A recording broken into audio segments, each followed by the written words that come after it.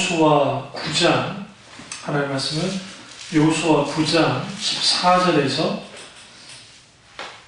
15절을 보겠습니다. 여호수아 9장 14절에서 15절입니다. 우리가 그들의 양측을 취하고는 어떻게 할지를 여호와께 묻지 아니하고 여호수아하고 그들과 화친하여 그들을 살리려는 죄악을 맺고 회중 족장들이 그들에게 맹세하였더라. 아멘. 말씀 제목은 세계관과 영적 전쟁 두 번째 시간입니다. 세계관과 영적 전쟁 두 번째 시간입니다. 우리 지금 계속 구약에 있는 그 영적 전쟁, 세계관과 영적 전쟁에 대해서 쭉 다루고 있습니다. 이제 이걸 계속 한번 다뤄볼 텐데요. 오늘 이 사건이 왜 중요하냐면 사실 영적 전쟁의 99%가 마음의 전쟁 혹은 세계관의 전쟁입니다. 혹은 이걸 가치관이라는 표현도 쓰는데 오늘 이제 여호수아가 지난주에 제가 아담과 하와를 특별히 하와를 유혹했던 것처럼 사탄은 여전히 유기종력과 암호의종력의 이생의 자랑이라는 무기를 가지고 공격을 하고 거기에 세상 사랑을 기점으로 해서 사람들을 하나님보다 더 세상을 사랑하게 만드는 이른바 영적 전쟁이 계속 벌어집니다. 그리고 바벨탑 사건 또한 똑같은 연장선상에서 사실 그런 일들이 벌어지고 있는 것을 보게 되어집니다. 그리고 이제 여호수아를 보시면 지금 이제 정복 전쟁을 하는 겁니다. 말 그대로 실질적인 전쟁을 하는 거잖아요. 우리 이걸 이제 볼 때에 무조건 물리적인 전쟁만 초점을 맞추면 안 돼요. 실질적으로 물리적인 전쟁을 하고 있지만 여기는 영적 전쟁, 세계관의 전쟁이 같이 이제 흘러갑니다. 후에 이제 사사시대의 본격적인 영적 전쟁에 대해서 말씀드릴 텐데, 세계관의 전쟁이 여기에서 이제 이스라엘이 집니다. 그러니까 사사들이 등장할 때에는 승리를 하지만 사사들이 이제 죽으면 또 지게 되는, 그런데 그 빌미를 제공한 사건이 오늘 이 사건입니다. 그러니까 이 사건이 너무 중요한 사건이에요. 그리고 이 전쟁에서 이미 여호수아와 그리고 이스라엘 백성들은 전쟁에서 이미 뭐 하는 거예요? 패한 거나 다름이 없어요. 왜 그러냐면 가나안 7족속을 주님이 멸절을 시켜라고 했는데 그 중에 한 족속인 기브온 족속이 이제 먼 곳에서 온 것처럼 거짓 옷을 입고 가장을 해서 옵니다. 와서 여호수아도 속이고 이스라엘 백성들도 속여버립니다. 여기서 이제 결정적인 게 뭐냐면 14절에 여기에 우리가 그들의 양식을 취하고는 어떻게 할지를 뭐하지 않았다? 여호와께 묻지 아니했다. 여기서 우리가 세계관 혹은 영적 전쟁에서의 필수는 하나님께 묻는 겁니다. 물어야죠. 하나님 어떻게 하기 원하십니까? 물어야 되는데 오늘 문제는 심각한 게 뭐가 문제냐면 하나님께 묻지 않는 거예요. 그래서 자기들이 임의로 판단해버리는 겁니다. 오늘날 형식적인 교인들, 그러니까 세계관이 변화되지 않으면 형식적인 명목상의 교인들이 되는데 그들의 생각은 우리나라는 불교적이고 유교적이에요. 샤머니즘적인 거예요. 그러니까 기독교라는 옷을 입지만 명목상의 교인으로 끝나는 이유가 뭐냐면 거기에 세계관이, 가치관이 변화된 적이 없는 거예요. 그냥 옷만 갈아입는 거예요. 그래서 소위 기독교 옷만 갈아입고 기독교인이다 그렇게 해버리는 거예요. 여기에서 이제 심각한 문제가 발생됩니다. 그런 의미에서 오늘 사탄이 하와를 속였듯이 기브온 족속이 여호수아와 이스라엘 백성을 속입니다. 그래서 세계관의 가장 큰 핵심은 사탄이 뒤에서 그 시대의 사상, 그 시대의 문화, 그 시대의 사람들이 원하는 것들, 이런 것들 잘 그럴싸하게 포장을 해서 하나님의 백성들까지도 거기에 뭐하도록 거기에 흡수되도록, 거기에 참여하도록 만듭니다. 그런 일을 오늘 기본 족속을 통해서 이제 기본 족속들이 이제 하는 겁니다. 이 방식이 아주 사탄적이에요. 그들은 처음부터 속이기를 작정하고 왔습니다. 물론 형식은 항복입니다. 형식은 항복이에요. 그런데 그들이 항복했다 했지만 사실 항복되지 않아요. 그래서 이 사건이 기본 족속 사건이 어디까지 연결되냐면 사울 왕 시대까지 이어져요. 이게 심각할 정도로. 그러니까 그 기본 족속이 나머지 6족속은 다윗이 사실 마무리를 져요. 여부수 족속도 몰아내서 다윗은 지금 예루살렘을 차지하려고 나머지 위에 있는 족속들은 다 쓸어낸다고요. 그런데 기본 족속만은 쓸어내지 못해요. 왜 그러냐면 여호수아가 뭐했기 때문에,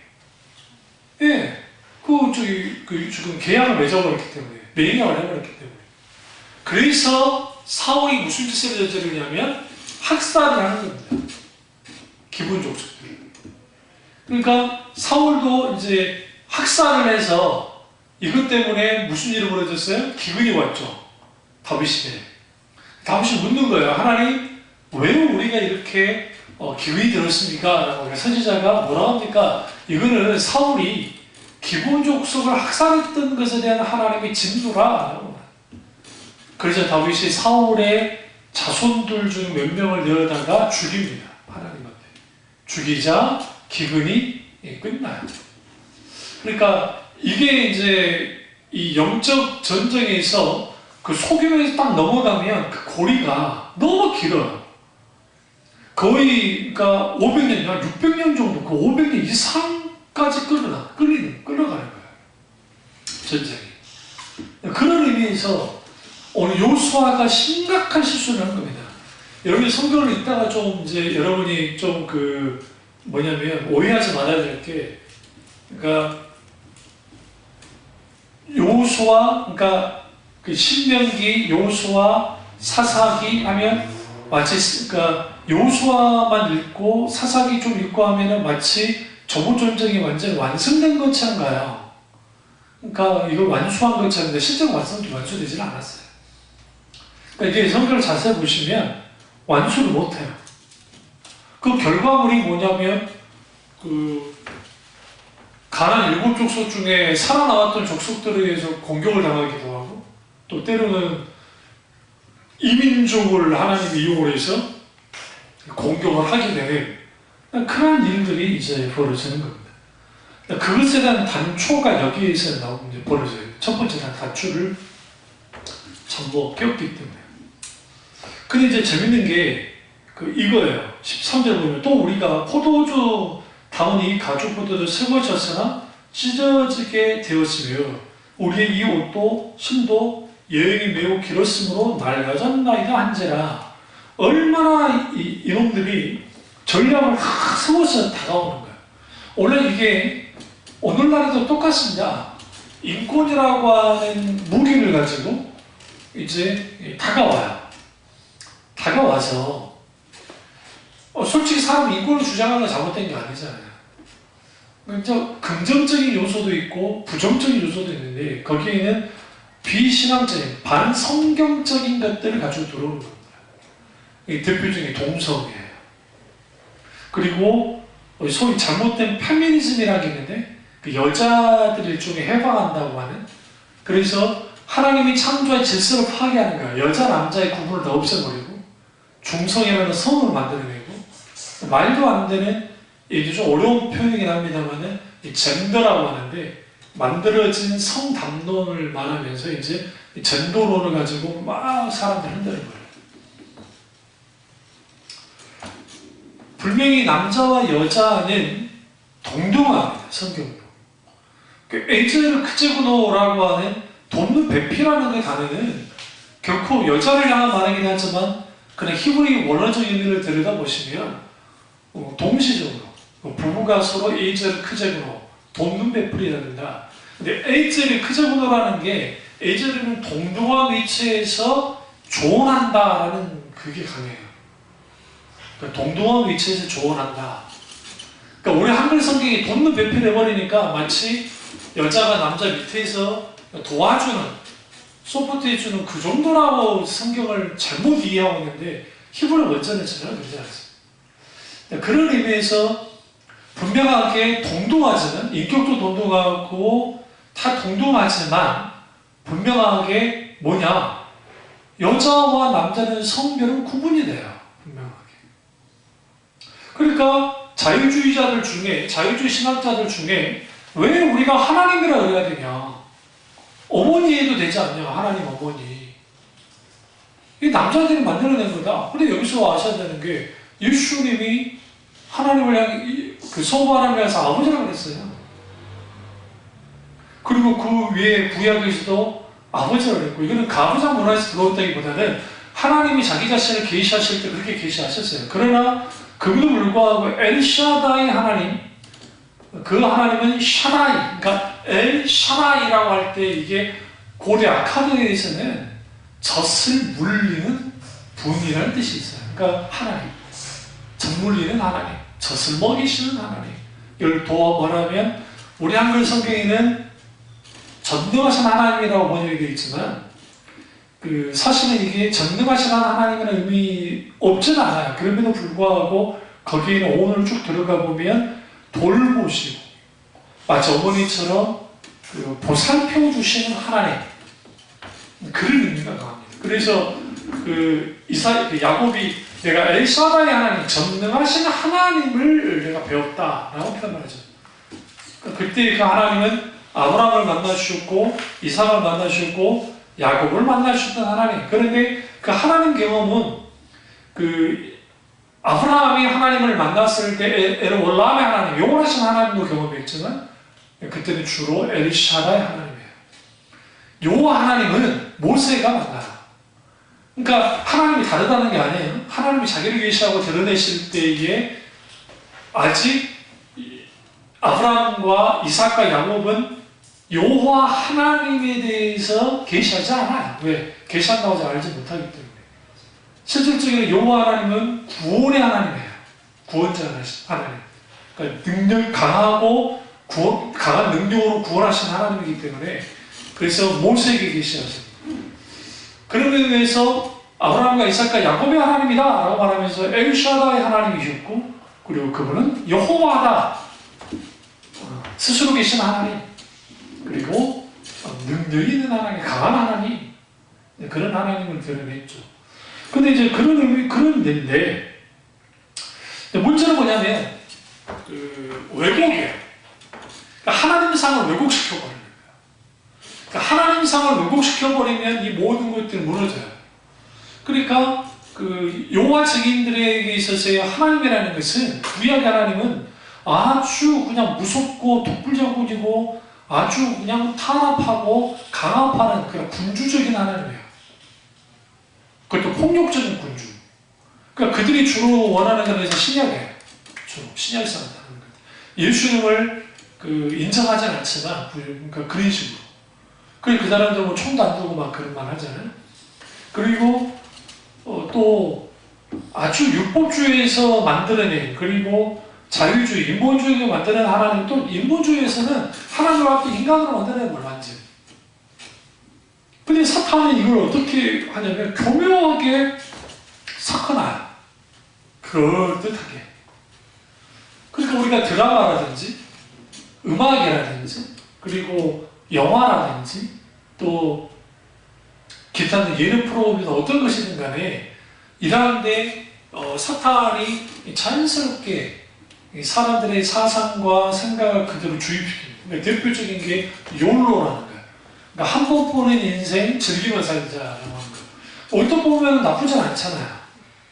근데 기독교는 알아야 돼요. 이 세상에서 태어나서 내가 육신으로 사는 것은 한 번뿐이긴 한데, 우리는 한 번뿐인 인생을 사는 것이 아니라 다시 얻은 인생을 살아요. 왜냐하면 예수님을 믿고 born 다시 태어나잖아요. 다시 얻은 인생을 살기 때문에 우리는 영혼을 살아요. 잘 들으세요? 우리 육신은 사람마다 언제 하나님이 데려가실지 몰라요. 그러니까 사고든 병이든 뭐든 언제 데려가실지 모르는데, 내가 어디 누구로부터 태어났어요. 태어난 건 다 이제 기정사실이니까. 그런데 내가 저는 모태신앙이라는 것 자체는 그 말을 좋아하진 않습니다만, 어쨌든 어릴 때부터 예수 믿는 사람, 중간에 예수 믿는 사람, 노년에 예수 믿는 사람이 있단 말이에요.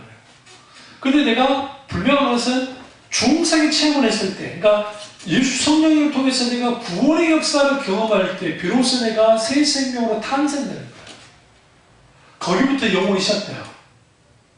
그러니까 죽은 다음에 내가 영원한 생명을 누리는 게 아니라, 그런 천국 가서 실제로 일어날 일이긴 하지만 이미 영원한 생명 어디로부터 시작되어져요? 내가 새 생명이 탄생되어지는 중생의 체험을 통해서 우리는 영혼을 산다고요. 영혼을 담고 우리 속에. 그래서 예수님이 내가 너에게 생명을 주노니 했을 때 그 생명은 이터널 라이프예요. 영원한 생명. 그러니까 단순히 생명이라는 게 그냥 생명을 준 게 아니라 영원한 생명을 줬다. 나를 믿는 자가 생명을 얻는다 하잖아요, 예수님이. 그러니까 우리는 영원한 생명을 가지고 사는 사람들. 그러니까 한 번뿐인 인생 즐기며 살자는 식으로 살지 않아요, 절대 그리스도인은. 아니, 물론 기쁘고 즐겁게 행복하게 살아야죠. 그보다 불구하고 우리는 그런 식으로 살지 않는단 말이에요. 그런데 어떻게 들으면 그 말이 맞는 것 같아요. 한 번뿐인 인생. 그러니까 그 뽕짝 노래도 예전에 노세 잠옷에 노세 늙어지면 못 원하니 그런 노래도 있었고 그러잖아요. 그러니까 그런 인생이라니까 그 예수 믿는 사람이고 안 믿는 사람이고 이것에 대해 건전한 비판 의식 없이 믿는 거예요. 그냥 그 따라가는 거예요. 믿는 게 아니라. 그게 사탄이 이렇게 치는 겁니다. 소위 보호맹세라는 게 있는데요. 남자와 남자들끼리 동성애까지는 아닌데 아주 친하게 지내는 사이, 이걸 브로맨스라고 하는데요. 근데 이런 걸 통해서 어떤 사탄이 물타기를 하냐면 동성애에 대한 거부감을 갖게 됩니다. 그러니까 그 거부감을 낮춰라. 그러니까 이 지금 기본 족속이 포도주 담는 그 가죽 부대와 옷을 낡게 일부러 만들어 놓고 신발도 행위적인 해놓고 와서 하는 것처럼 사탄은 그 짓을 해요, 우리. 그러니까 처음부터 나 사탄이야 그래버리면 다 거부하고 막 야, 아니지 그러죠. 그런데 사탄이 그렇게 안 해요. 그러니까 여기 이제 복음의 물타기를 하는데 소위 말하는 바알 신앙과 여호와의 신앙, 이제 그 분명히 말씀드릴 텐데, 아직까지는 여호수아가 가나안 전복 전쟁하는 중이기 때문에 바알 신앙이 대두되지는 않아요. 아직까지는 전쟁 중이니까. 그러나 사사시대에 딱 들어가면 무슨 일이 벌어지냐면 이제는 바알 신앙과 여호와 신앙이 전부 충돌을 해요. 근데 결국 누가 승리하느냐? 바알 신앙이 승리를 해요.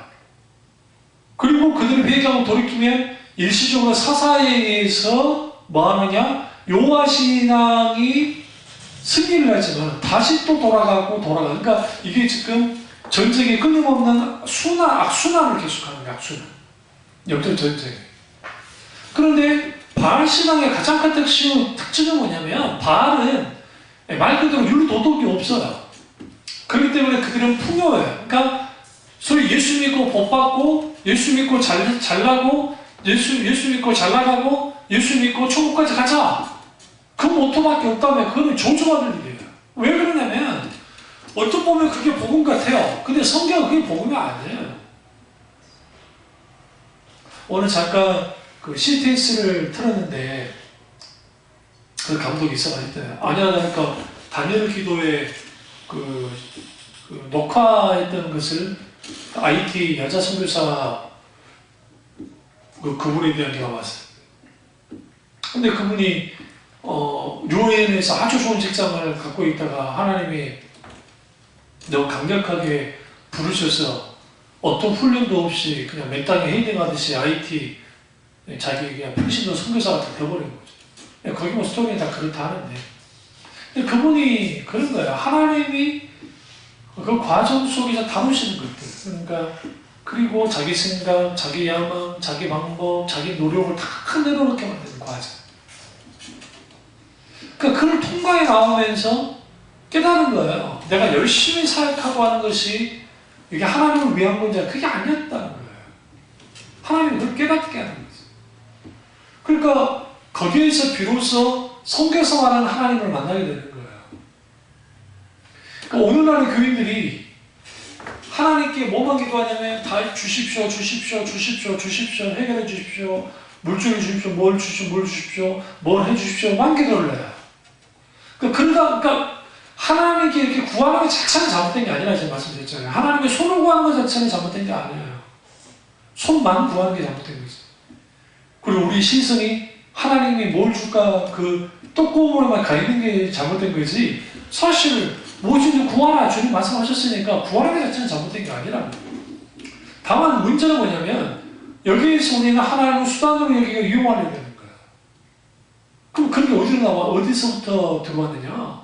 그 미국의 존 두이의 실용주의가 원래 경제학에서 나온 건데, 그 존 두이의 그 실용주의가 미국의 교회에 강한 영향을 끼쳤어요. 그리고 동시적으로 심리학에서 적극적인 사고방식 이전에 있었던 그 소위 그 심리학파가 있는데, 그 적극적 사고방식 이전에 있는 그 심리학들이 긍정의 심리학이라는 게 나오기 시작하면서 그 영향이 소위 로버트 슐러, 우리나라는 여의도에 있는 조한국의 목사님, 그런 분들이 우리나라의 초등교회 뭐 거의 대다수가 거기 영향을 받은 교회들. 근데 그런 영향이 확 들어간 거예요. 짬뽕이.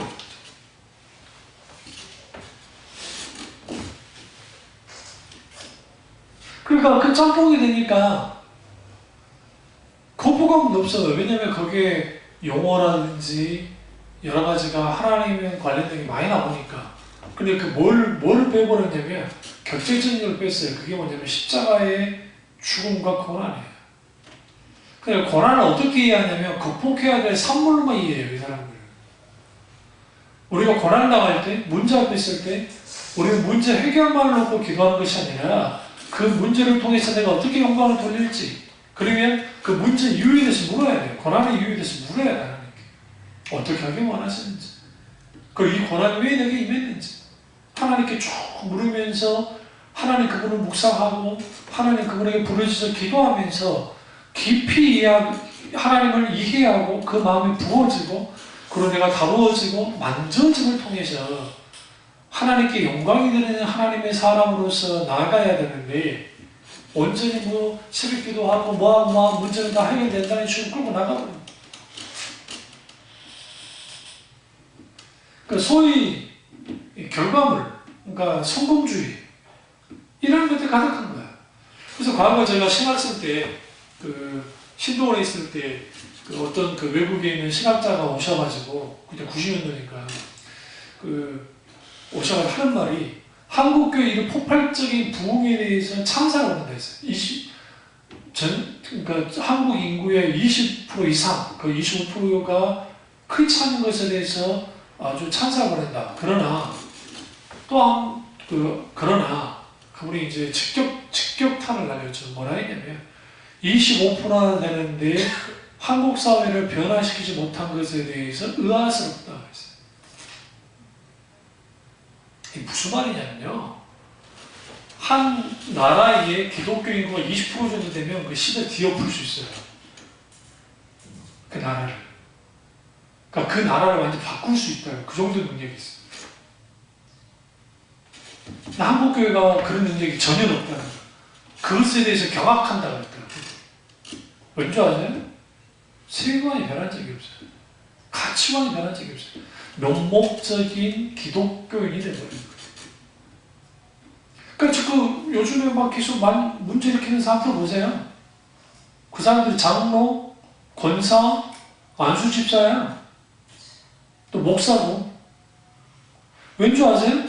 그들이 정말 인격적인 하나님을 만나게 되면 그렇게 안 할 수가 없어요. 설사 한 달짜리 늦게 따라 알아서 바뀌죠. 근데 그게 안 되는 거예요. 그럼 왜 그러냐?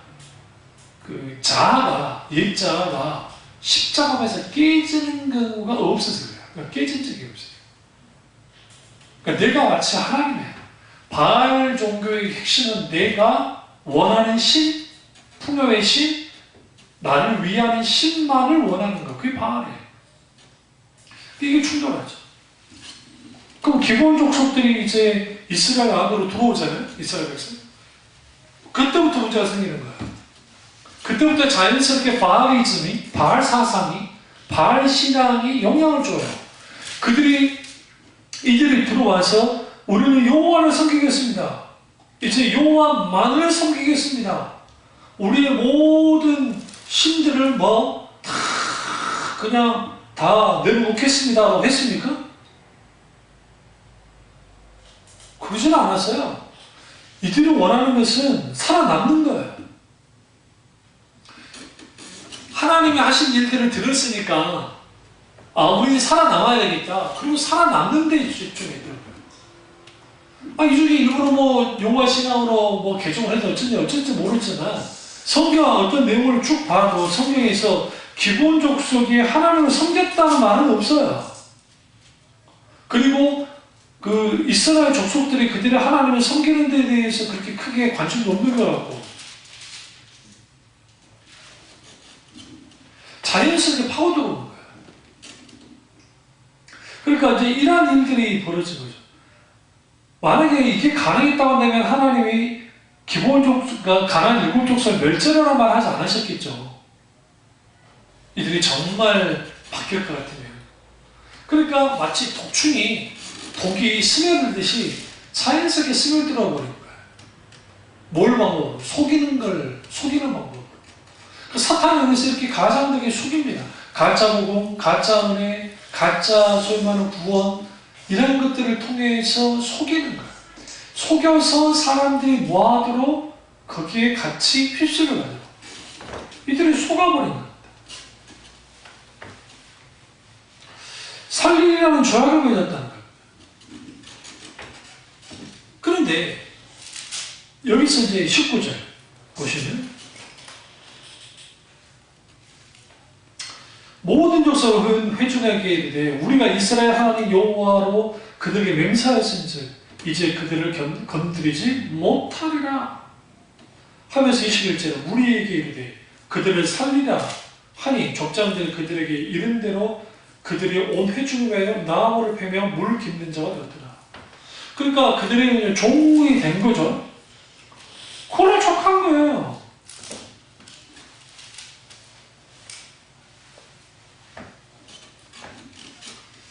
그래서 물기는 자로서 그들은 삽니다. 그러나 그들을 멸절시키지 못합니다. 그리고 보세요. 27절에 뭐라 합니까? 쭉 보시면 여호와의 제단을 위하여 나무를 패며 물 깁는 자를 삼았더니 오늘날까지 이르니라. 그럼 이 요수아가 이제 요수아서를 쓸 때 이미 이들은 계속 이런 일을 하고 있었고 사울 시대에도 이들은 계속 이어져 나갔던 거예요. 이게 저주인 거예요. 일종의 저주에 걸려든 거예요. 그러니까 이 소위 말하는 동성애자들의 인권 중요하죠. 그리고 그들의 인격으로 모욕하면 안 되죠. 그럼에도 불구하고 잘못된 건 잘못된 거니까 옳지 않은 건 옳지 않는 거니까. 근데 이제 문제는 뭐냐면 그들을 옹호하는 사람들, 소위 목사라는 사람들 중에서 있어요.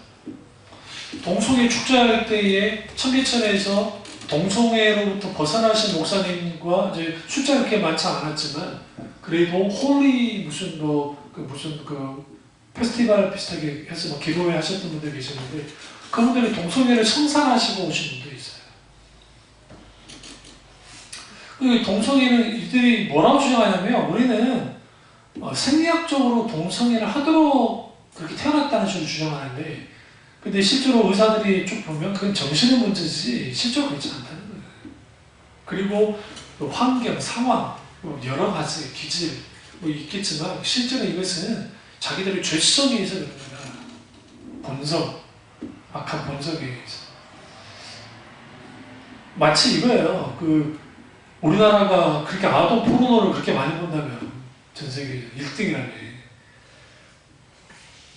거기에 막 탐닉하는 거나 동성애 탐닉 똑같아요. 별개가 아니라고. 인간의 죄의 본성에서 나온 것 때문에.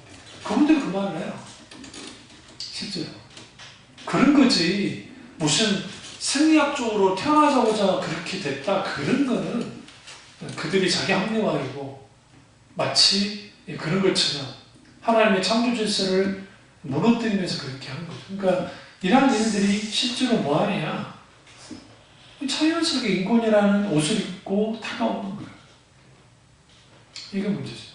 또 하나 뭐냐면 예수님의 윤리성이에요. 예수님만은 믿어하자 우리. 뭐가 기독교 이렇게 배타적이냐. 아 예수님 믿고 부처도 믿고 이슬람 알라도 믿고 인도교의 수많은 1억 8천만에 되는 신을 믿고 하는 거 그럼 되지. 그렇게 믿으면 되지. 뭐 그거 가지고 그렇게까지 하느냐. 평화하자.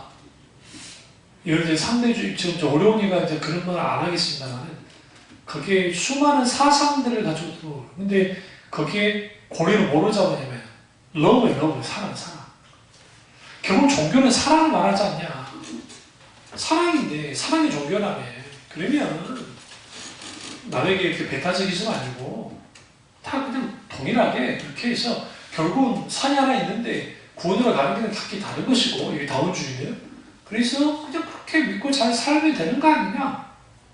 네 종교도 인정하고 너희 종교도 인정하자. 언뜻 들으면 그럴싸해요. 근데 문제가 뭐냐면 진리 문제예요. 진리.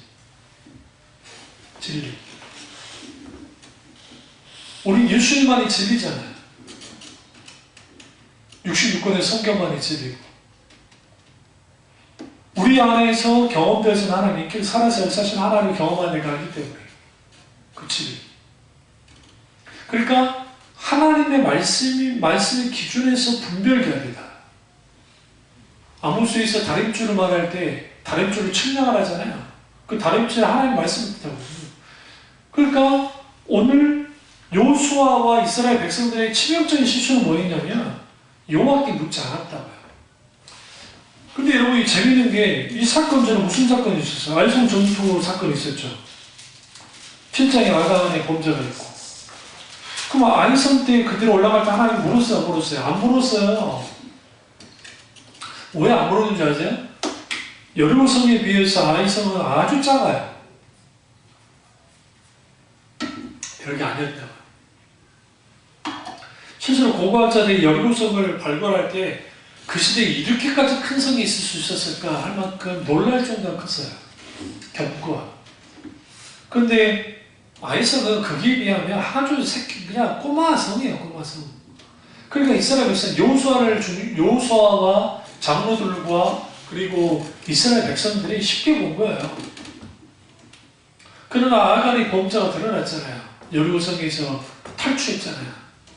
그러니까 결국은 하나님께 물었을 때 후에 해결이 됐죠.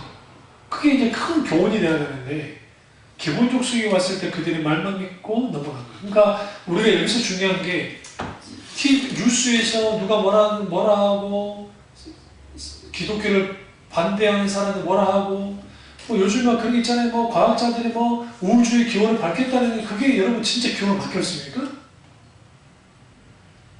그들이 주장해요. 가설이지. 아니 뭐 천체 망원경으로 봤는데 뭐 거기에 뭐가 있고 한다. 근데 가본 적이 없잖아요. 우리는요 지금 화성도 겨우 지금 겨우라고 할 수는 없지만 그래도 화성에 무인 탐사 로봇을 인공위성을 쏘아가지고 거기에 겨우 들어가 그렇게 하고 있는데 뭘로 봤더니 거기에 물이 있고 뭐가 젖장가 이게 다 진화론에 영향을 받는 사람들이 마치 있다고 하는 것을 할 때 왜 자기들의 성과를 드러내야 되잖아요. 그러면 그렇게 과장되게 할 필요 있어요. 과장되게 꼭 하는 거예요. 사람들이 이래. 그러니까 이제 오늘날은 뭐냐면 어떤 전문가가 이렇게 말했으니까 이거는 진리야. 성경에서 뭐라가 말하냐가 중요한 게 아니라 전문가가 뭐라는 게 진리야. 예전에 그랬잖아요. 녹차 먹으면 그렇게 안 좋다고 건강에. 녹차 먹지 말라고. 근데 또 녹차가 좋다며요. 커피 잘못하면 커피가 암을 막아준다는데 또 커피가 아주 좋지 않다고 또 그렇게 주장하기도 하고. 그러니까 재밌는 게 같은 걸 가지고도 막 자기들끼리 주장이 달라요. 왜 그런지 아세요? 세상이 불완전하고 인간은 불완전하기 때문에. 그런데 마치 전문가라고 하는 사람들이 자기들 하나님 믿냐 그렇게 절대적으로 판단해요. 절대적으로. 이게 인간의 본성이에요. 하나님처럼 되는 거예요. 근데 이 오늘 기본 족속 이들이 맹약했고 그들이 그렇게 태워버렸어요. 그리고 이제 문제가 뭐냐면 굳이 이제 싸우지 않아야 될 전쟁을 또 해야 돼요. 왜냐하면 기브온이 이스라엘 편에 붙었다고 하니까 나머지 가나안 여섯 족속들이 가만히 있겠어요? 그래서 이제 기브온을 부시려고 가는 거 이제 한 겁니다. 공격을 한 겁니다. 근데 이제 기브온 족속들이 살려달라고 이제 SOS를 쳤죠. 가야 됩니까? 말아야 됩니까? 갈 수밖에 없었어요. 왜 그러냐면 맹약을 했기 때문에. 맹약. 그래서 어쩔 수 없이 길갈로 올라갑니다. 그 이제 10장 8절 보세요. 그때 여호와께서 여호수아에게 이르되 그들을 두려워하지 말라. 내가 그들을 내 손에 넘겨주었으니 그들 중에 한 사람도 너를 당할 자가 없으리라 하시니라. 진을 쳤어요. 아모르기의 5 왕들이 공격해 들어옵니다. 근데 이런 상황에서 여호수아가 이제 길갈로 올라갔고 하나님이 그렇게 말씀하셨고 실제로 이 전쟁에서 승리를 합니다.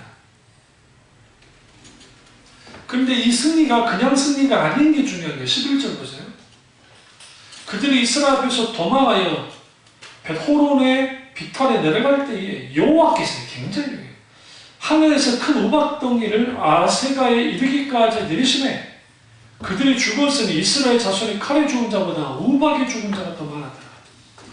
여기서 영적 전쟁에서 가장 큰 핵심은 우리가 실제로 나가 싸우긴 하지만 실제로 하나님이 역사하지 않으시면 하나님의 고리 안에 있지 않으면 하나님의 능력을 앞서 나가지 않으면 승리는 불가능해요.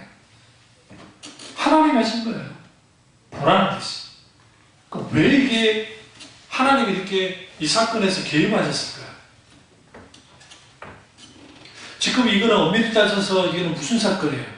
기브온 족속을 구하는 사건이잖아요. 전쟁이잖아요. 근데 왜 하나님은 이 전쟁에 계속 하나님이 승리하도록 했을까요?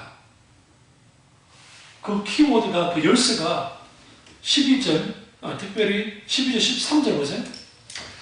여호와께서 아모리 사람을 이스라엘 자손에 넘겨주는 날에 여호수아가 여호와께 아뢰어 이스라엘 목전에 이르되 태양아 너는 기브온 위에 머무르라.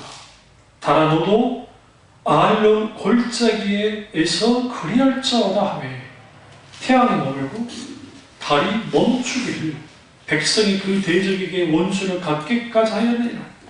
아하살의 책에 태양이 중천에 머물러서 거의 종일토록 속히 내려가지 아니하였다 기록되지 아니하였느냐. 여호와께서 사람의 목소리를 들으신 이 같은 날은 전에도 없었고 후에도 없었는 이는 여호와께서 이스라엘에 싸우셨음이니라. 왜 이 사건이 왜 중요하냐면 여호와의 전쟁이야. 하나님이 싸우신 사건이기 때문이야.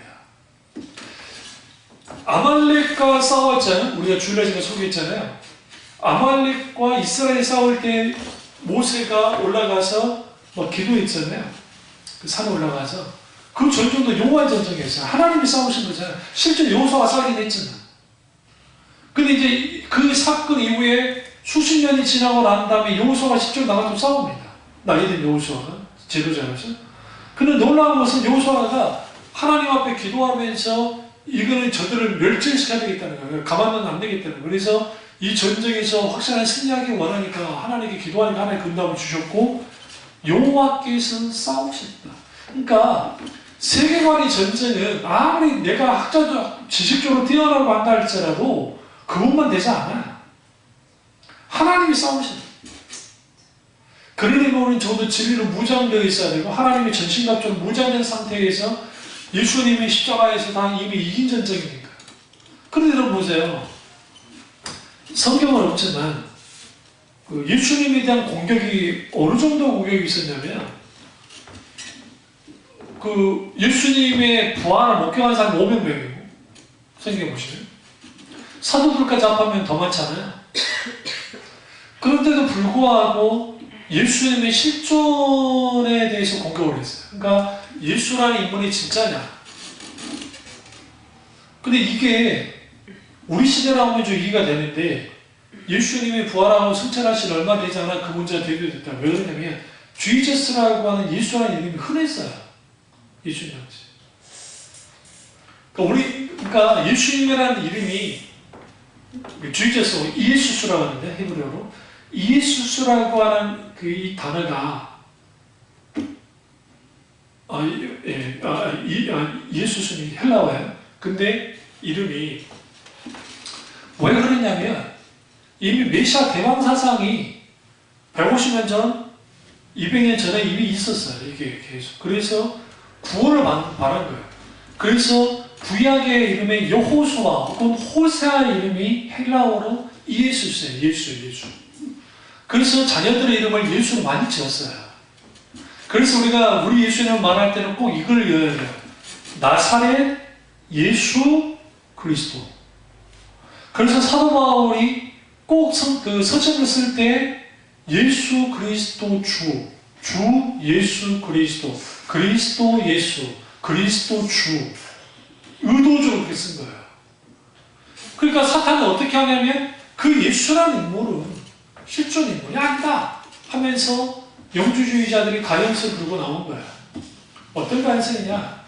여러 예수라는 인물이 있었는데, 그러니까 예수는 이름을 가진 자가 있었는데, 하늘에 있는 예수가, 하나님 아들 예수가 한 예수라고 하는 인간 예수라는 자를 딱 선택을 해서 그 안에 들어왔다는 거예요. 들어왔어. 그러니까 뭘 부인하는 거예요? 하나님이 인간이 된 것을 부인하는 일이 이미 예수님이 부활하시고 승천하신 지 얼마 되지 않은 이 설이 나오기 시작했던 거예요. 그리고 예수님의 실존설에 대해서 사람들 부인했어요. 왜? 사탄을 부정시켜요. 근데 이게 역사적으로 타키투스의 로마 역사가 타키투스에 기록이 되어 있고 요세푸스의 기록이 나와버리니까 예수님의 역사성에 대해서는 이제 부정을 할 수가 없는 거예요.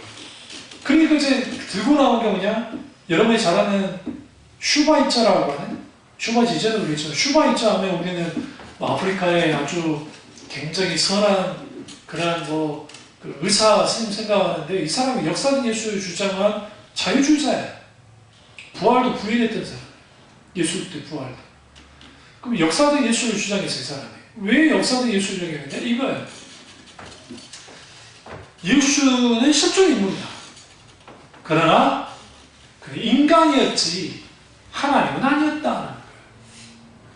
십자가에서 죽었다. 그러나 부활하지 않았다. 그 부활은 뭐냐?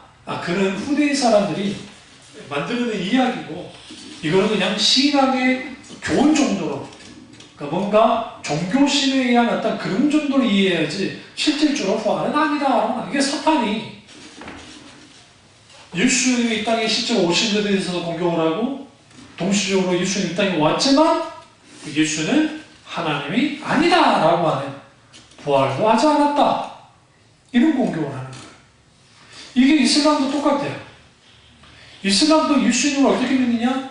이게 이제 시아파와 순니파가 다르긴 한데, 아주 순니파는 아예 예수님을 그냥 공격을 하죠. 그러니까 이제 선제 중에 하나라도 하지만 그렇게 하지 않아요. 그러면 시아파는 실패한 메시아 정도로 이해돼요. 실패한. 그걸 성공한 사람은 마호메트다. 무함마드가 이제 그 실질적인 그 완전한 그 메시아의 사역을 잘 감당했다. 마지막 사도로서 그런 식으로 주장하죠. 그럼 그들이 뭐라고 하느냐?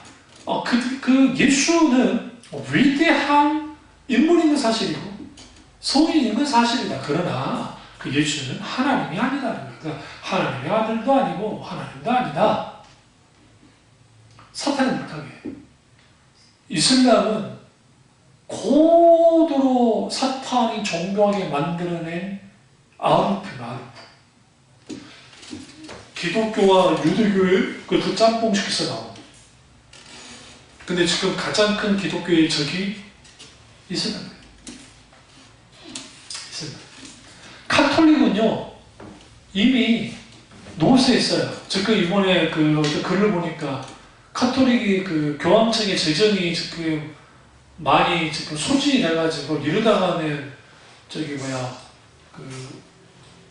우리 그 아르헨티나가 했던 것처럼 그 있잖아요. 그거 뭐 산화하는 거 있거든요.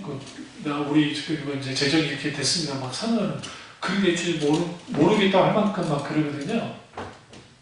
그러니까 그 카톨릭 노쇠해져가지고 이제는 뭐 크게 없어요. 그러니까 거기가 아주 변질돼 있죠. 그러니까 거기에 태양신 숭배부터 시작해서 그 바벨론 종교 그리고 인간 마리아가 예수님과 자기는 아니라고 하지만 동등하게 가버렸고 또 인간을 숭배하잖아요. 성의 숭배. 그 다음에 성화 숭배 또 건물 숭배. 그러니까 그들은 하나님의 나라가 성당이에요. 교회가 하나님 나라 아니에요. 어떤 얼빠진 목사님 어떤 분이 하나님 나라라고 막 글을 쓰는 걸 보고 내가 경악을 했는데 교회가 하나님 나라 아니에요. 하나님의 나라는 하나님의 통치와 다스림이 있는 거예요. 교회는 물론 그 안에 들어가면 그 한 나라의 통치 안에 들어가면 교회는 들어가야죠. 마땅히. 근데 그러니까 거기에서 사탄이 물타기를 하는 거예요. 그렇죠. 재밌는 게 뭔지 아세요? 제가 이제 구체적으로 먼저 하겠지만 그들이 반복적인 의식들 그 다음에 종교적인 행위들 종교성을 가지고 막 하잖아요. 근데 거기에는 신비주의와 연결이 돼요. 소위 자기들의 종교적 체험, 종교적인 어떤 의식.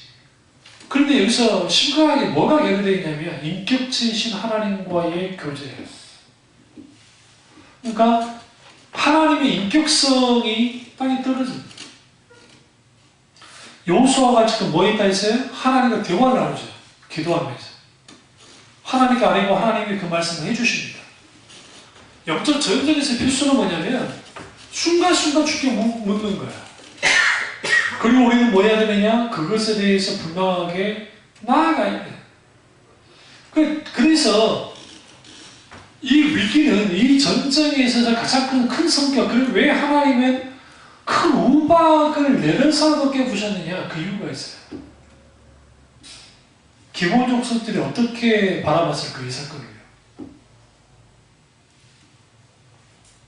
그러니까 아모리 족속 그 다섯 왕들이 이들이 막 자기들이 막 죽은 거는 이제 뭐 하나님이 하시는 어쨌든 신이 저주를 해서 했다고 하겠죠. 근데 이 기본 족속들은 저게 자기들 당하진 않잖아요. 하나님 의존이 다 하진 않았으니까. 그걸 보고 있는 그들은 뭐 어떻게 하겠어요? 답장 엎드릴 수밖에 없어요. 무슨 말이냐?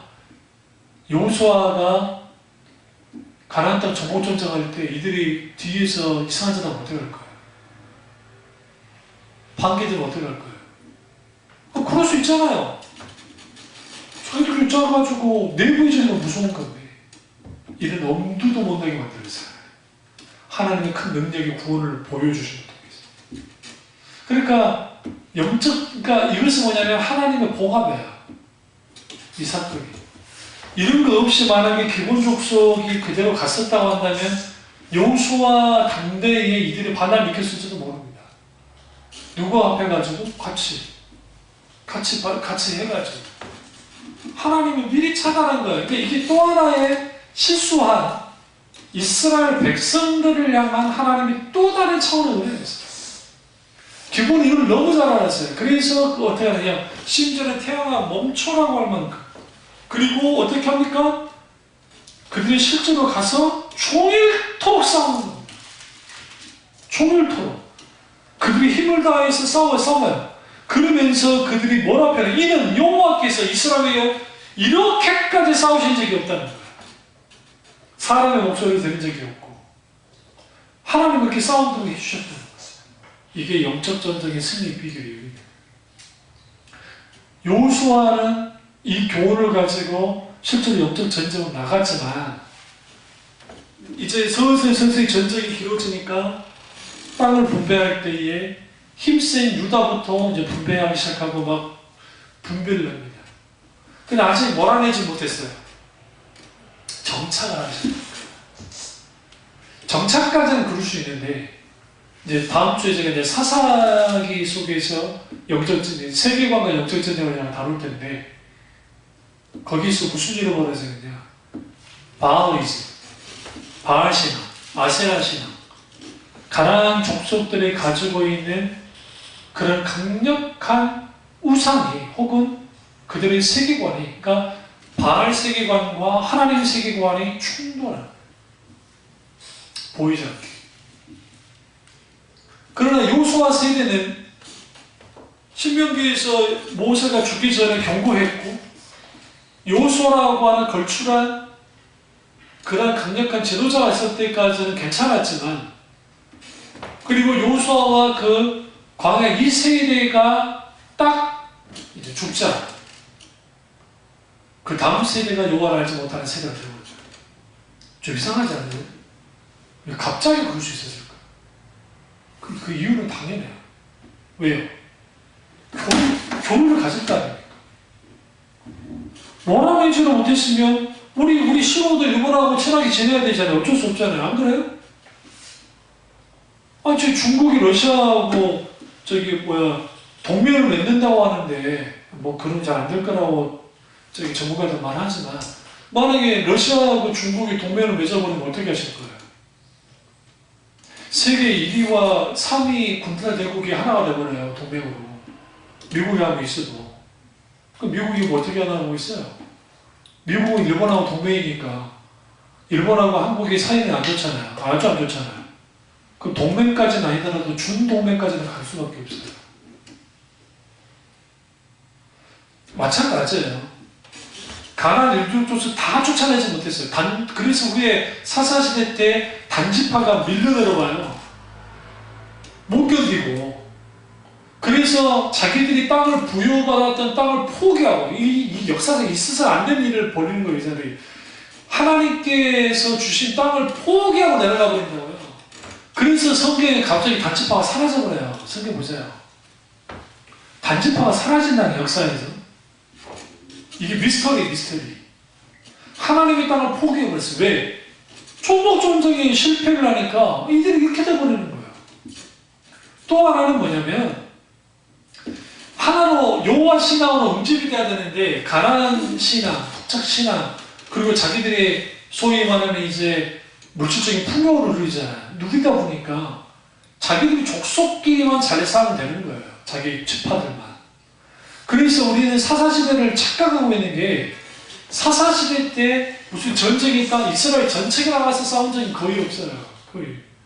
블레셋과 싸울 때 빼놓고는 후에 이제 사무엘 시대가 되고, 사무엘과 사울 왕 시대가 됐을 때 비로소 전국 그렇게 움직여졌지, 실제로는 자기들 가까운 적이 있는 것들이 싸우는 거예요. 북방에 쳐들어 북방에 있는 지파들이 싸우고, 남방 지역에서 나를 치면 남쪽에 있는 유다나 그 사람들이 가서 싸우는 거예요. 지파들이 쪼개져가지고. 그러니까 사탄이 영적 전쟁에서 첫 단추를 잘못하니까 하나 된 이스라엘이 아니라 분열된 이스라엘을 가는 거예요. 사탄에 분열되게 하는 거예요. 이 분열을 하나로 묶은 게 다윗이에요. 사울이 아니라. 다윗이 어떻게 묶었습니까? 하나님의 법궤를 다윗성으로 가지고 갔어요. 비로소 여호와의 제단이 온전히 수축되는 거예요. 성전은 비록 아들 솔로몬이 지었지만 여호와의 임재가 있는 법궤가 있자 성경에 놀랍게도 뭐랍니까? 이스라엘 전체가 하나님만을 믿어요. 바알이즘이 아예 없어진 건 아니지만 그들이 뭐 하지 못했어요? 죽이고 있을 수밖에 없는 이스라엘 전체를 그랬단 말이에요. 그러나 그 물꼬를 딱 연 사람이 누구예요? 그 잘난 솔로몬이 됐단 말이에요. 그러니까 그 솔로몬에 의해서 정말 영적 전쟁에서 승리한 상태에 있을 때 이스라엘이 다시 돌아간 거예요. 이게 예수 교차하다. 남유다, 그러니까 아예 북이스라엘은 아예 그렇게 가버렸고, 그래서 하나님을 버린 적은 없어요. 절대로 오해하시면 안 돼요. 북이스라엘이든 남유다는 하나님 버린 적이 없어요. 하나님을 이스라엘 역사 속에서. 다만 하나님과 아세라, 하나님과 바알을 겸하여서 같이. 그러니까 바알을 빼버리더라도 아세라 신을, 하나님을 바알처럼 섬기는 거예요. 그래서 이 짬뽕이 되면 혼합주의가 들어오는 거죠. 이러한 좀 과도하게 이걸 해석하면 단초를 누가 제공했느냐? 요수아와 장로들과 그 시대의 제2 이스라엘, 광야 이스라엘 세대가 단초를 제공합니다. 그거를 깬 게 다윗이었고, 그러나 잘 들으세요. 사탄은 절대로 세계관의 전쟁과 영적 전쟁을 포기 안 해요. 끊임없이 공격해요. 옷을 갈아입으면서 색깔을 달리하면서. 그것이 이제 쭉 나오고요. 나오다가 여기까지 하나 하기 원하시니까 이게 나온 김에 우리는 유일신 신앙이라는 게, 하나님 신앙이라는 게 여러분 생각할 때 다윗 시대에 하나님을 했으면 그랬을 거라죠. 그렇지 않아요. 수많은 신학자들이 하나님만을 섬기는 그런 신앙은 언제 생겼느냐? 학계, 에스라, 스가랴, 느헤미야 때 이스라엘 멸망하고 포로로 가서 70년 동안 포로 생활하면서 그들이 마르둑 신에 절하지 않고 철저하게 신앙을 지켰던 사람들, 그들이 돌아왔을 때 비로소 이스라엘에 뭐가 생기냐? 하나님 한 분만 섬겼어요. 모세가 법궤 받았을 때 나와의 다른 신을 섬기지 말라 했던 게 실제로 일어나요. 근데 그러면 우리는 이들이 영적전쟁 승리했을까 생각하잖아요. 그렇지 않아요. 뭐가 문제가 되느냐? 만몬이에요, 만몬. 물질. 그 이제 눈에 보이는 우상 숭배는 안 해요. 바리새인들도 안 했잖아요. 사두개들도 안 하잖아요. 그런데 사탄은 이제 다른 옷을 갈아입는데 그게 뭐냐면 인간의 탐심, 인간의 본성에 있는 물질이라고 하는, 소위 말하는 기복이라고 하는, 이게 어디까지 연결되냐? 지금 이 시대까지. 아마 마지막까지도 그럴 거예요. 근데 이걸 계시록에 뭐라고 표현하냐면 음녀 바벨론 하면서 최고의 물질을 구가하는 그것에 대해서 계시록에서 말하고 있다. 그래서 창세기 3장에서 영적 전쟁 세계관이 충돌해요. 하나님의 세계관과 사탄의 세계관. 사탄은 자기 세계관을 주입시키고 인간이 사탄의 편에 섰을 때, 사탄의 세계관을 받아들였을 때 거기로부터 전쟁이 시작됐고, 이 전쟁은 끊임없이 계속 이어져요. 예수님이 재림해서 사탄을 완전히 끝장내기, 새하늘과 새 땅이 이 땅에 임하기 전까지, 하나님의 나라가 완전히 완성되기 전까지는 실제로 그 일이 벌어지고 있다는 거예요. 그런 의미에서 우리는 성경을 통해서 이 전쟁이 어떻게 이루어졌는지, 다음 주에 사사시대 어떻게 교묘하게 사탄이 그렇게 했는지를 살펴보도록 하겠습니다. 기도하겠습니다. 기도하실 때 오늘